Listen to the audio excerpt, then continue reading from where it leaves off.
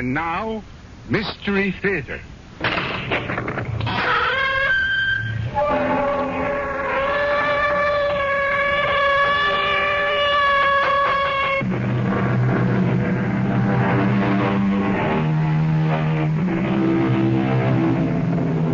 Come in.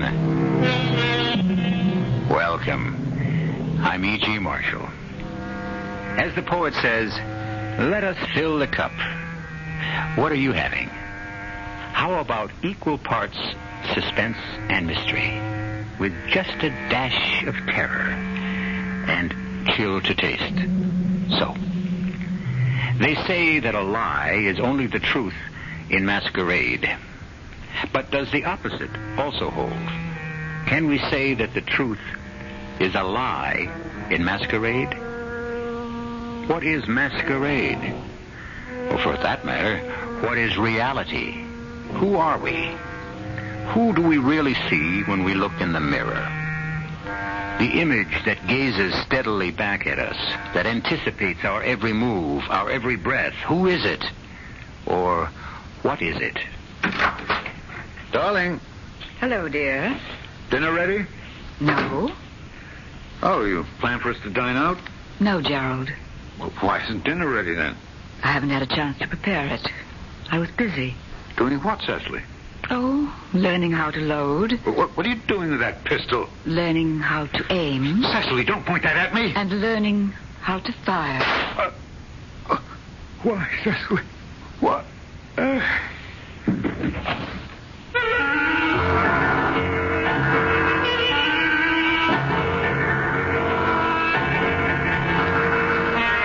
Our mystery drama, The Many Names of Death, was written especially for the Mystery Theater by Sam Dann and stars Alexander Scourby.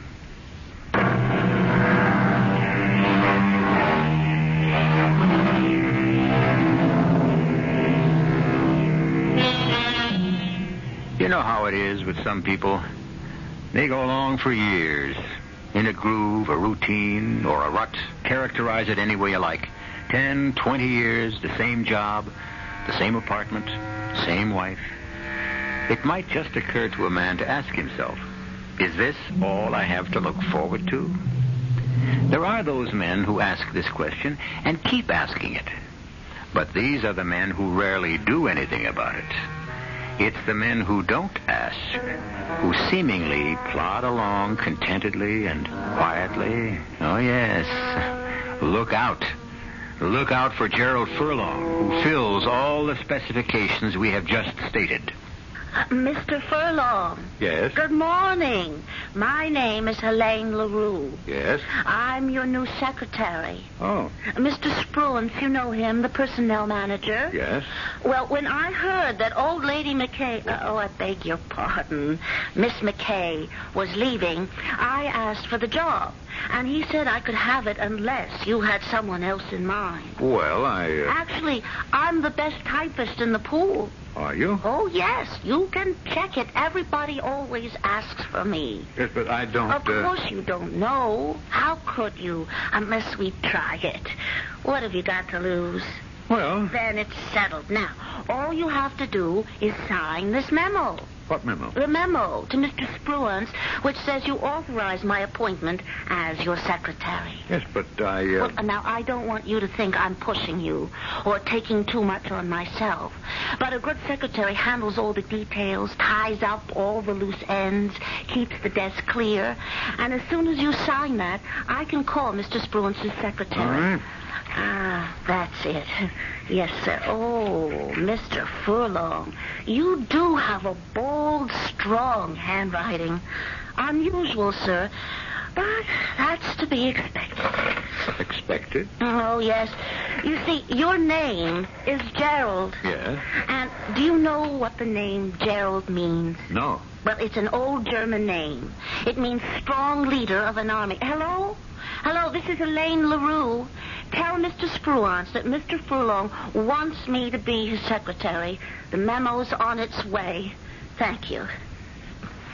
Well, strong leader of an army. Don't you feel like one? I'm afraid I don't live up to my name. Oh, you just think you don't. My dear young lady, I know I don't. Don't call me that. You dear young lady. Why? Does it offend you? Yes. Oh, I'm sorry. When you call me your dear young lady, you're putting yourself down. I'm afraid I don't understand. Well, you make yourself sound like an old man. And you're not. You see, I worked in personnel. I had to check everyone's records. Now, Miss LaRue, those records are highly confidential, and they're... You're only 45. It's true that you look 55. Now, Miss LaRue, one thing I frown upon in this office is the discussion of personal matters. Of course. If you went about things differently, you would look 35. Miss LaRue, I have some letters to dictate. Yes, sir. This is to Mr. Oliver Stevens at Carpenter and Stevens. You'll find the address in the files. Dear sir, pursuant to... Yes, sir. Read that back, huh? All you said was, dear sir, pursuant to... Oh, yes. Pursuant to our agreement, I must inquire of you, Miss LaRue. Yes? You know, you've gotten off here on the wrong foot. But, Mr. Furlong... I dislike flattery. I intensely dislike it. I despise it. But... please do not interrupt me. I am not a fool. Oh, I never said you were. Your flattery is doubly obnoxious because it's so... So what, Mr. Furlong? Because it's so extravagant, so obvious. Oh, but I wasn't... Look, I might tolerate flattery that's clever. But you, my dear young lady, are ludicrous. There you go again.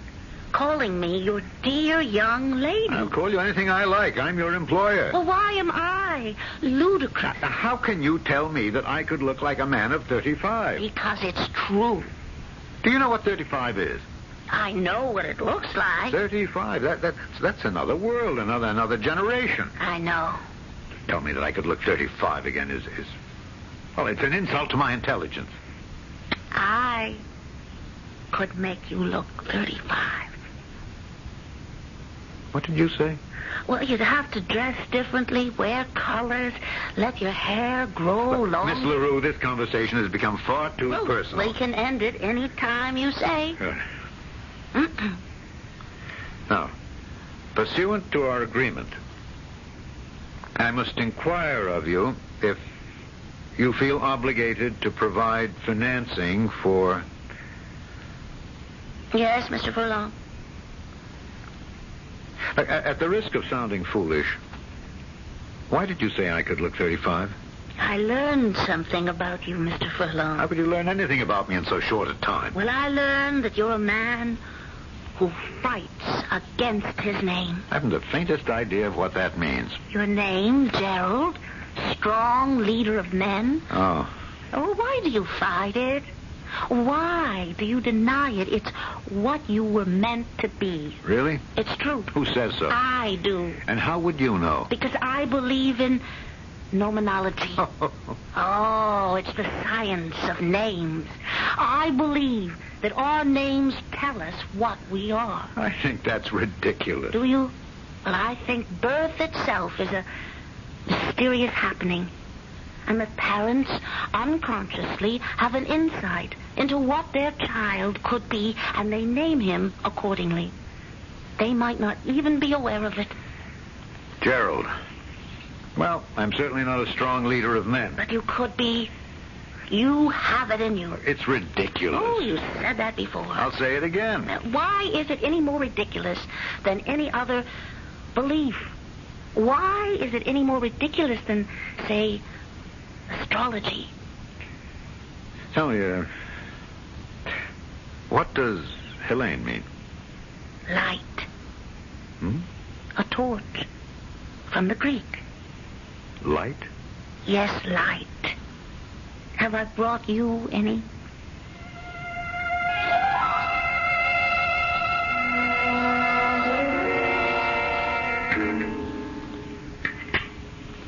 How's the fish, dear? Oh, a bit bland. Bland. Huh? That's odd. It's been prepared exactly as usual, and you never complained before. Well, it just happens to lack taste. But you have to watch your intake of salt. Why? Why? Well, it's just the prudent thing, isn't it? That's what you always say. Yes, I suppose so. Did they replace Miss McKay? Yes. I hope they gave you a mature woman. You can't stand those flighty young girls. What's your new one like? Well, I really haven't noticed yet. Oh? How is that possible? Oh, look, Cecily, my dear, I have too much to do. I simply can't bother to note those things that have nothing to do with business. You are overworked, dear. That's true. I'm aware that I have a secretary, that I dictate letters to her, that she has a name, in this case. What she looks like, well, I simply couldn't remember. Poor dear. Cecily, tell me something. How old do I look to you? Why? Oh, just curious. I hadn't thought about it. Well, you don't have to think about it. Just tell me. Well, darling, you look your age. Do I? If anything, a bit older. Really? And that's been responsible for your success. A man who heads up a trust department, who's responsible for other people's money, can only inspire confidence if he looks mature and... And, settled, huh?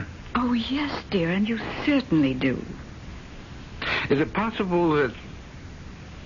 Is it possible that anyone could ever take me for, say, 35? 35? Oh, darling, I don't see how. Why do you ask? Oh, no reason. Are you sure? No, please, forget it.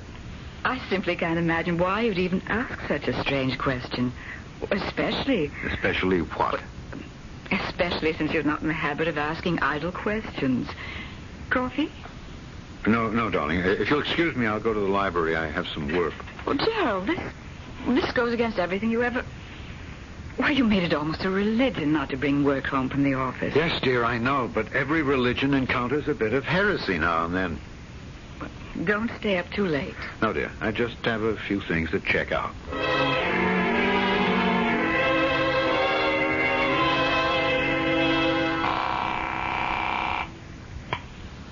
Hello? Miss LaRue? Oh, good evening, Mr. Furlong. Good evening. I was waiting for your call. What do you mean you were waiting for my call? Well, and I was right. You did call, didn't you? Well, yes. However, my secretary has to expect to work all hours, and if you object, then perhaps you'd better resign. Oh, I don't mind. I don't mind at all. You have such a fascinating voice. Now, see here, Miss LaRue, this is a business call. Of course it is. Look, I had so many things to do today that I can't recall if I sent a letter to Mr. Oliver Stevens. Mr. Oliver Stevens of Carpenter and Stevens. That's right. Because if I forget to write one... Well, you did, Mr. Furlong. You dictated it, and I typed it and mailed it. Good. That is a relief. Otherwise, I'd have to call him this evening and explain that he shouldn't expect to... No, the letter went out. Well, that's what I wanted to know. Is there anything else? No, I can't think of anything. Then, good night, sir. Good night. Just another minute. Could you tell me what the name Cecily means? Cecily? Mm-hmm. Oh, yes, sir. That's, a Latin name. It means one who is in the dark or blind.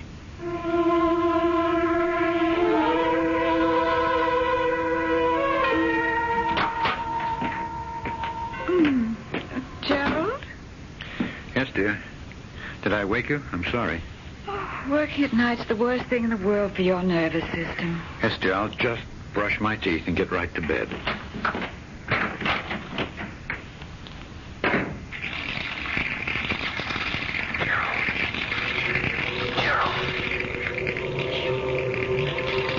Who's there? Gerald, Who's talking to me? look in the mirror, Gerald. I am. I'm looking in. Don't you see me? What is all this? I must be having an hallucination. Look in the mirror, Gerald. Who do you see? I see myself. You see me. Who are you? The image you cast in the mirror. That's me, isn't it? No. That's me. I can't believe this. You're what? What? Drunk? You never drink. Mad? You're the sanest man in the city. I've seen things. Why? What's happening to me? That's it, Jerry. What is happening? I've gone mad. You will be. Soon, Jerry. Unless you fire that girl. Which girl? Oh, don't play games with me. I've looked at your face for the last 45 years. You have no secrets from me. Why should I fire her? You know why. I don't know what you're talking about. If you don't get rid of her, you're headed for ruin, disgrace, death. How can you say that? It's true. You know it's true. Don't you, Gerald? Deep down, way down. Don't you know where it must end? How it must end? Yes. Use your common sense and fire her. First thing in the morning. Will you do that, Gerald? Yes. First thing in the morning, I'll fire her.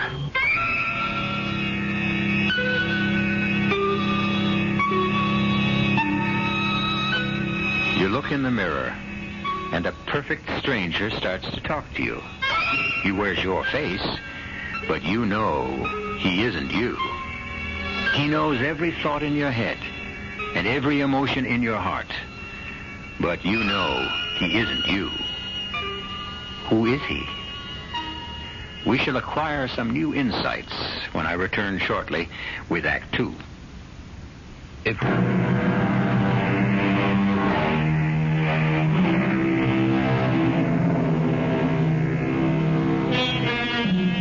There's a face that looks back at our own each time we gaze into a mirror. But is it always the same face? The quick answer, the automatic answer is yes, certainly, of course. This teaches that we should never answer anything without pausing for thought. We might get the same surprise that happened to Gerald Furlong. It was the same face, but it wasn't his. Good morning, Mr. Furlong. Good morning, Mr. LaRue. Come into my office, please. Yes, sir. Now, Mr. LaRue, I have something to tell you. Oh, I know. You want to fire me. Well, I've been thinking. A man and his secretary, they spend considerable time together, and therefore they should have similar temperament. And you're too busy thinking to have fun. Obviously, we don't have a similar temperament, Miss LaRue. Very well. I'll go back to the pool, and you can get yourself another dried-up old maid to match the one you've got at home. Now, see here. Yes, what is it you want me to see? How did you know? How did you know I was going to fire you? Well, you keep fighting your name. You're not a Gerald. Look, What are you fighting? You know, you never had a good time in your life. Why should you care? Because I'm in love with you. That's impossible. We don't know each other. We have nothing in common. Oh, that's all nonsense. You fall in love because you hear a certain tone in somebody's voice. You see a certain light in someone's eye. But how can such a love be lasting? Oh, who says love has to last? You know, love comes and goes. Love is. And then one day, it just isn't. And it's gone. And nobody knows why, and it doesn't matter, because sooner or later it will come again with someone else.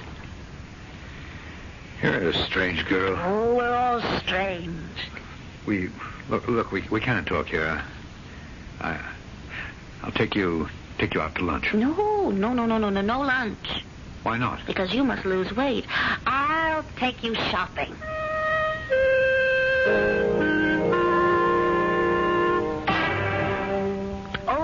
I like that jacket, and with the aqua shirt. Oh, but I only wear white shirts. Oh, that's all in the past, darling. Now look at yourself in the mirror. No. No? Absolutely not. But how can you tell if... But I just don't want to. I insist now. Come on. Look in the mirror. Have you ever seen anything so... Well, It's a work of art. Gerald. No. Gerald. Gerald, this face, you see, it isn't my face anymore. Gerald, don't kill me. I'm not killing you. What are you saying, darling? Darling, already? Look, darling, You can't do away with me, Gerald. We've been together too long. We built up our whole world together. You just can't get rid of me and get another image. Well, what do you think, darling? Fire her, you fool. Get rid of her. Walk out of here before it's too late. Save yourself. I think... What's there to think about? He'll take it. And now for some sportswear.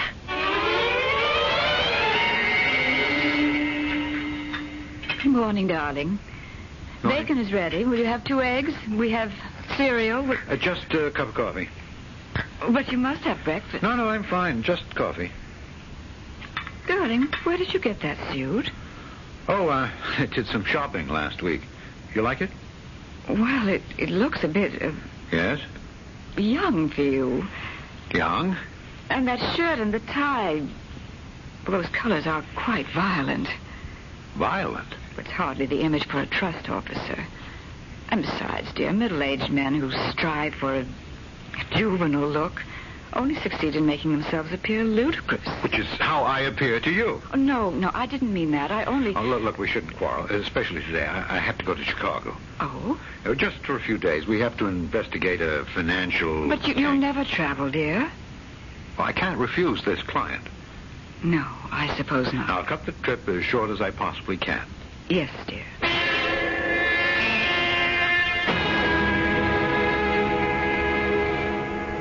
Well, how do you like it? I must say it's convenient to the office. Well, the rent was higher than you said you could go, but... It's all right. Come here.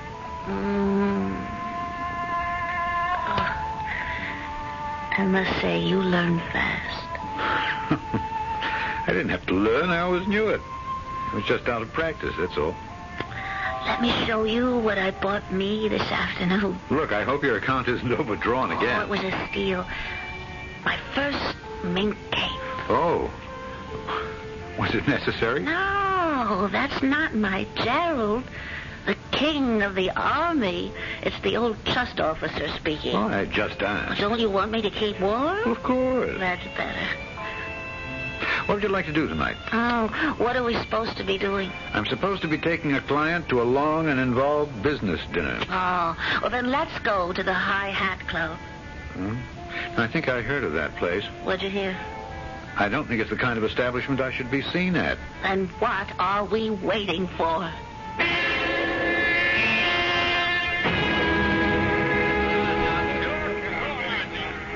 My turn again. I'll bet. Marty! Hi. Hey, Gerald, this is Marty Trainer. He owns the place. Gerald Furlong. How do you do? Oh, Furlong, huh? That's a good name for a horse player. Oh, he doesn't have to play with the horses, Marty. He's too skillful with the sign. I'm afraid it's beginner's luck. When you're hot, you're hot. If you're on a streak, ride it. I will. Bet it all. Hey! You won, darling. You won. You won. Let it ride.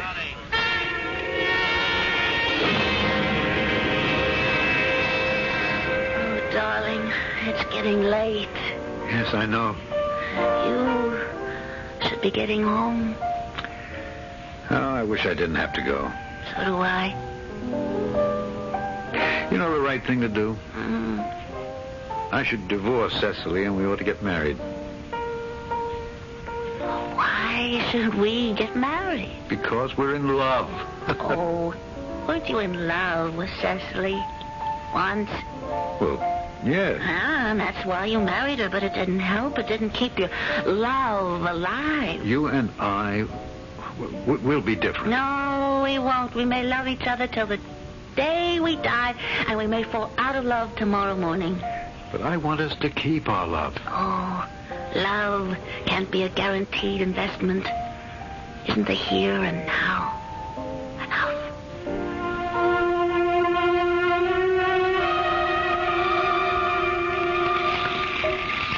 Gerald. Huh? Gerald, please don't kill me. Oh.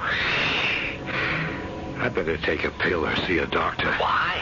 I'm the one who's sick. You're killing gambling me. No, don't turn your face away. Look in the mirror. Look at me. I'm looking. Don't you see how I've changed? Look, we've never looked so good. Soon, you'll have a new image. Then what becomes of me? I'll be dead. Frankly, I couldn't care less. But I'm the only image you're comfortable with. I'm the only image you can live with. I used to think so. I'm learning different. You're a fool. Get rid of her. Oh, no. She'll get tired of you sooner or later. And then what would you have? Elaine's what I've always wanted. I never had the nerve to let myself believe it. You can't afford her. Who says so? The apartment, the clothes, the gifts, the jewels, and now the gambling. Who knows more about gambling than I do? Haven't I gambled with investments all my life? It's not the same thing. Except this time I'm enjoying it. I'm enjoying life. It can turn all at once. It can sweep you away swiftly, suddenly, like a tidal wave. Gerald, get rid of her. You'll never know what hit you. No. She'll kill both of us. I don't care. I don't care. Gerald, What do you want? I thought I heard you talking to someone. You what? I heard you talking to someone. Oh, come on. That's ridiculous. I thought so, too, at first. But lately it seems... Well, you seem to be having angry conversations. Indeed. About what? I don't know, but I'm sure I hear voices. You sure you're all right, dear? Is something wrong? No. That no sounds like yes. Oh, I suppose I'm a little bit lonesome these days. I see so little of you. Look, darling, things are becoming impossible at the office. You know, the way the market is behaving. I know. There are terrible pressures on you. Why don't you quit? Quit? Yes, dear, quit. Find something else. It isn't easy to get a new job at 45. But you don't look 45. You look at least 10 years younger. Well, how would we make out while I was looking around? Well, you've been very judicious with our money. We should have quite a bit put by. Cecily, we don't have. In the present market, our holdings have, well, they haven't done well. They've lost considerable value. Oh. It's my fault. I'm sorry. Well, there's my inheritance. Oh, no. We couldn't... It's $50,000. No. We must never touch it that. Could help ease us along. Cecily. Oh, Cecily. You're too good to me. Don't say that. I love you. Let's start life all over. Is it something to think about? Yes, it is something to think about.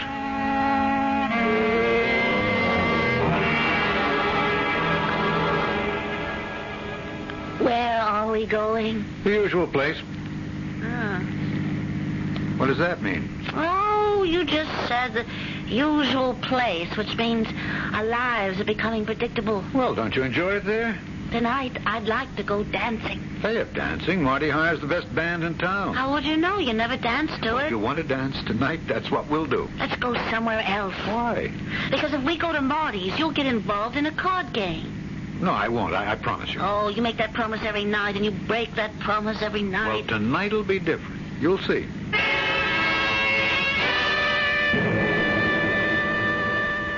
Gerald, I want to go home. Darling, we can't go just yet. I see no reason why we can't do anything we please any time we want to do it. I've lost too much money. So what? It's only money. I can't quit now. Oh, this place is becoming a bore. I can't afford to. And you're becoming a bore, too. Don't say that.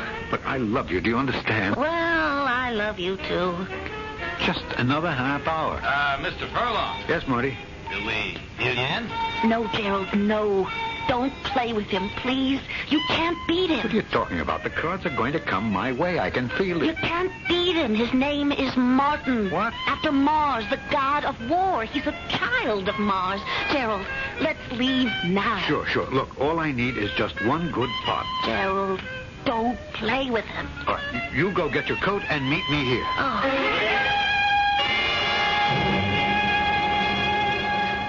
Well, Mr. Furlong, just you and I left, huh? So, no fight for the pot. I believe you were the opener. 500. Oh, a very good bet. I think I'll raise. Make it 1,000. And 1,000 better. A man with confidence. However, another 1,000. 1,000 to you again, Marty. Well, I must respect that. I call. You should. I have a full house. An excellent hand. Good enough to win most of the time, but not good enough this time. What are you... I have 4 little deuces. Oh. So let's see. In the pot where your overall bets of $5,500 and added to your previous indebtedness, we have a total of $35,000. What? That's impossible. I have your markers here, Mr. Furlong. Care to check the arithmetic? Well, no, I don't carry $35,000 around with me in cash. Who does? We can wait till tomorrow. Gerald, are we ready to go? Gerald. Yes. Yes, Elaine. We're ready to go.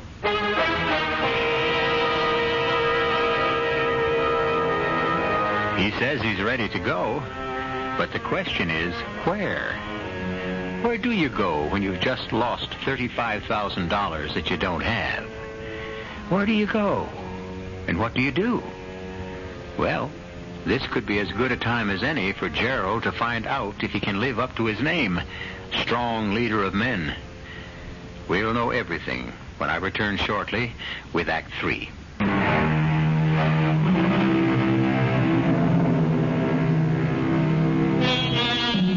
It's not the first time, it won't be the last time, a man will seek to change his image. But is an image like a shoe, a coat, a tie, something a man may take off and cast aside? Can an image refuse to be changed? Can it fight back? It's very late at night, after a disastrous evening, and Gerald Furlong is once again confronting an image in the mirror. The image he seeks to change. And until recently, it was such a quiet, unobtrusive, submissive image. Now will you leave, Helene? No. She's ruined you. I can't blame her. Tell Cecily. Confess. Why? Where else can you get the money? The money. The $35,000 you gambled away. I'll... You what? You counted on Cecily's money. You knew it was there. That's why you gambled. That's a lie. You're talking to me. I can raise it. Where? How? She loves me. She'll let me have it. That's what I've been telling you. Confess to Cecily. Confess everything. No, not Cecily. Helene.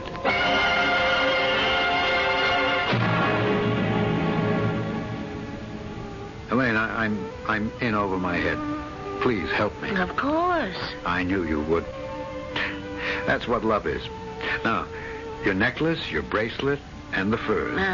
You want me to sell them? We can raise quite a bit of money. Maybe not all of it, but enough to give me breathing room. I see. I'll make it up to you later. Darling, I won't do it. But you... We're in love. Yes? You said you'd help me. Help you in the right way. The way you should be helped. What do you mean? The way a man named Gerald should be helped. I don't understand. Gerald, strong leader of the army. Are you going to bow down before the demands of a cheap gambler? I lost the money. Well, how do you know you lost it? Honestly. How do you know the cards weren't fixed? I don't. Well, stand up to him. Refuse to pay him. What? But he'll... He'll what? Gambling's against the law here. His club is illegal. He has no claims on you. He can't go to court about it. Yes, but still... Still? Are you going to hold still? Be Gerald. This is how I love you. This is how I help you. Yes. Yes, he has no legal claim. You're right. Yeah, you're right, Mr. Furlong. Absolutely right. I have no legal recourse. Then I shall say good day to you, sir. But I have other alternatives. Yes, I can imagine. Can you? I can imagine that you'll try to frighten me with your underworld connections. Underworld connections? You've seen too many movies. You think you can scare me with strong-arm tactics? I'm not afraid of you. Why should you be? Or anyone else. I've been in a war. I know how to use a weapon. I have one in my house. I can defend myself, and I will. Now, you are a trust officer for an important brokerage house, huh? Oh, I see. Blackmail. I'm not afraid. I'll deny I was ever in here. You can't. You see, we have proof. What do you mean by proof? Well, now, when I press this button, that white screen comes down from the ceiling. And another button, and we have a projector. And now we have a motion picture, and look who the hero is. Oh. Why, it's you. I don't believe it. Ah, Mr. Furlong, isn't it true? One picture is worth 1,000 words. How well you photograph.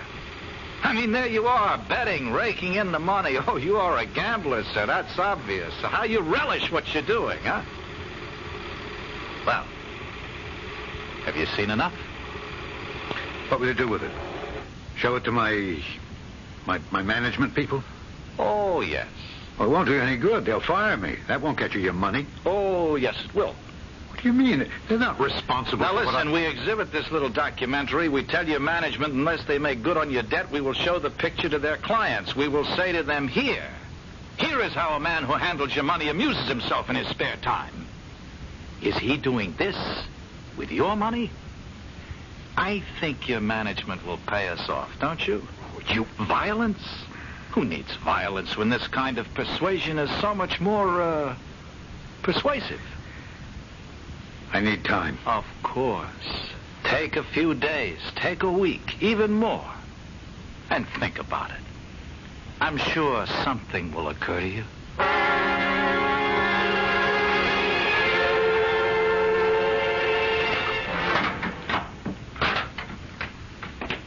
Elaine? Elaine? What the place? It's empty. What happened? She's gone. She's disappeared and she took everything. What's this paper? Darling, love comes, love goes. And for us, it's over. Think about me as I shall think about you. And remember always, remember your name is Gerald, strong leader of a host. She's gone. She's gone. Of course she's gone. What did you expect? Where are you? Where do you think I am? Look in the mirror. The mirror. What? Small mirror with a pearl-encrusted border. She was going to take it along with everything else, but she forgot. Well, what are you going to do now? No, I'm going to... It's not too late. Get down on your knees to Cecily. Pray to her to forgive you. Never. No, not to her. Not to Cecily. You can't afford to have pride. I'll get the money somehow. Oh, no. Not that way. I know what you're thinking. Look, it's the only way. I won't let you. I won't let you kill her. I'll stop you.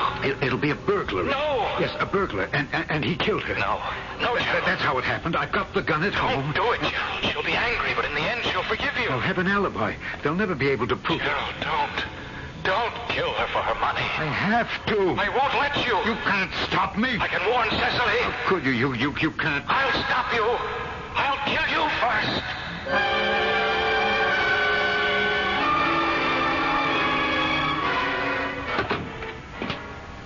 Cecily? Cecily, where are you? Here. I'm here, darling, in the living room. Oh. How are you? As well as can be expected. What does that mean? Considering that my husband has A, deceived me with another woman, B, squandered every dollar he has in the world, and C, plans to murder me for my inheritance, I don't feel too badly. What on earth are you... Is it true? Look, where could you possibly get such a crazy idea? You told me. I told you? Yes. Strangest thing happened. I was sitting at the mirror combing my hair, and I looked in the mirror, and it wasn't my face at all, but yours. That's impossible. And you started to talk to me, and you told me everything, including the fact that you want to kill me. No, it isn't true. Look, how could you see my face in the mirror? But I did, and you spoke to me. It could have been a dream. Perhaps. But does it matter? Darling, I love you. Why would I? I suppose I've been blind, but no more. I wish I could convince you. What are you looking for in that drawer? I'm not looking for anything. That's not true. You were looking for this. What? Cecily, don't. You couldn't shoot me? No, I couldn't. I'm not like you. Then, why are you pointing that pistol at me? Get out. Get out? This is no longer your home. I'm no longer your wife. And I'm holding this gun because as long as I hold it, you won't be able to kill me. Cecily, you're mad. It's all in your imagination. Stay just where you are. Well, we've been married 22 years. We love each other. Not another step, I warn you. Cecily, you wouldn't shoot me. You couldn't. Stop. Give me that gun. No. Drop it. No, It'll no, go you want off. to kill me. Help. Shut up. Help me, somebody. He wants to kill me. I'll help you. Keep out of this. You keep out of it. Let go of her. Get back in the mirror where you belong. No, I don't. I don't belong there anymore. You have another image. Get away. Let her go. Let her.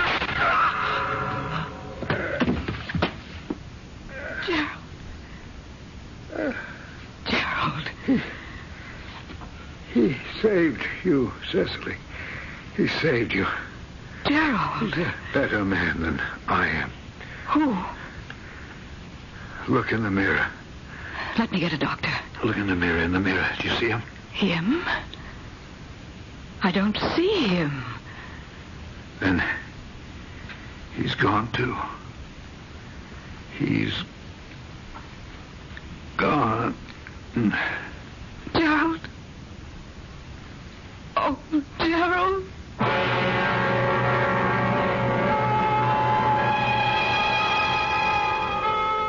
They're both gone, Gerald and the image.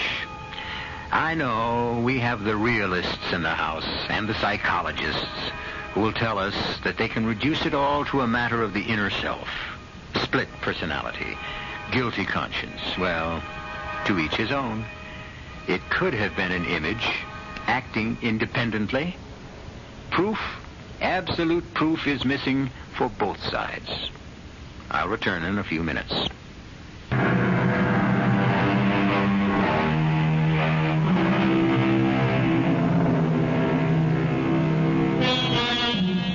A French philosopher once said, "We leave a part of ourselves behind us each day."